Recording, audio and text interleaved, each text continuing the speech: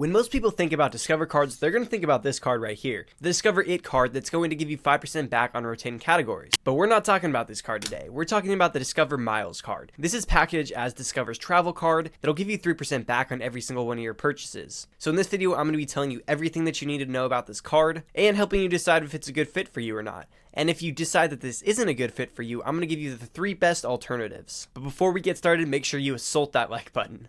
Alright, so let's start off by talking about the annual fee and then the requirements to get this card. Like the Discover It card, you're going to want good credit when getting the card. That's going to be a credit score of at least 670. This card right here I actually got approved for when I think I had like a 600 credit score. So granted, it was the student version, so pretty much every college student is going to get approved for that. But the same goes for the rest of the cards. They're generally not too stingy and will give you a pretty healthy credit limit. And obviously this card is backed by Discover, and I really like Discover as a bank. I'd probably put Discover in my top 5 bank accounts just because they're a more reputable bank and they have a really nice high yield savings account. So for the joining requirement and annual fee, let's give it 5 out of 5 stars. But now let's talk about the sign up bonus that comes with this card, because this is what really makes this card unique. It doesn't give you a traditional sign up bonus like $200 back when you spend $300 within the first 3 months, but what it will do is match your cash back for the first year. And this card earns 1.5 miles on every dollar spent, but don't get confused with that whole miles thing. They just do that so they can brand it as a travel credit card, but really this is just a cashback credit card. So for the first year, they're going to match that 1.5% back, essentially giving you 3% back on every single one of your purchases. So let's say you spend $10,000 with this card in your first year. As you're spending it throughout the year, you're going to get $150 of cash back. So you're going to be able to redeem that whenever you want, but at the end of the year, you're going to get an additional $150 to match that, effectively giving you 3% back on every single one of your purchases. So that is pretty unique right there. And like I said, there's no other card that gives you that besides the Robinhood card that's coming out. So this card is going to give you a lot of cash back within the first year of having this card. So for the sign up bonus, I'm going to give it 4 out of 5 stars. Now let's go ahead and look at the statement credits and benefits that come with holding a Discover card. This is a no foreign transaction fee credit card, so you're going to be able to use this card overseas and when you travel without any penalty. You also get 100% US based customer service, so that means when you call up the line,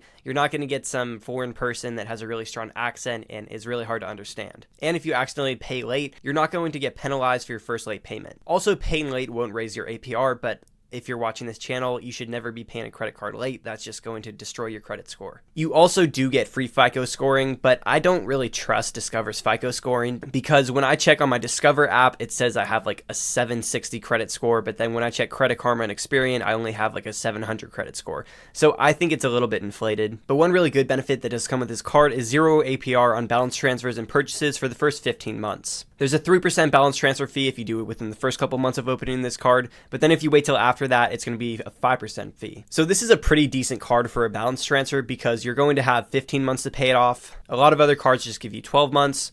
So you'll have a little bit extra time. But I would still recommend paying off your purchases every single month because the 0 APR for 15 months is kind of a trap set up by this company and other credit card companies too to get you in credit card debt. Because you think you have 15 months to pay off your purchases with no APR attached, and then the end of that 15 months hits, you don't have your credit card payoff, and you're stuck paying 30% interest. And like I always say, the only thing worse than credit card debt is chlamydia. So just make sure you keep those good habits of paying off your credit card in full. So for the benefits category, I'll give it 3.5 out of 5 stars. I like that 0 foreign transaction fee and the 15-month 0 APR, but outside of that, it doesn't offer you much. Let's go ahead and take a look at the rewards with this card, and that's why we're all here. I kind of already explained it. It's 1.5% back on all your purchases, but then after the end of the year, you're going to match all your cash back. So for the first year, it's going to be 5 out of 5 stars, but then after that first year, I'm going to drop it down to like 1.5 out of 5 stars because there's so many other credit cards that give you 2% back on every purchase. Now, if we go ahead and look at the redemption, Discover markets this as a travel credit card, but all those Discover miles you're going to be earning is just going to redeem for 1 cent per point no matter what you do. So this is really just a cashback card. You can have this direct deposit into your bank account, redeem it as a statement credit. You can even have it applied on checkout for Amazon or PayPal. So for the redemption category, I'll give it 4 out of 5 stars. You're getting 1 cent per point, but there's no transfer partners or anything, so you're not going to get any extra value. When you go and apply for this card, you can choose from dozens of different designs. I believe you can choose a card design like this. There's plain colors, there's gold ones,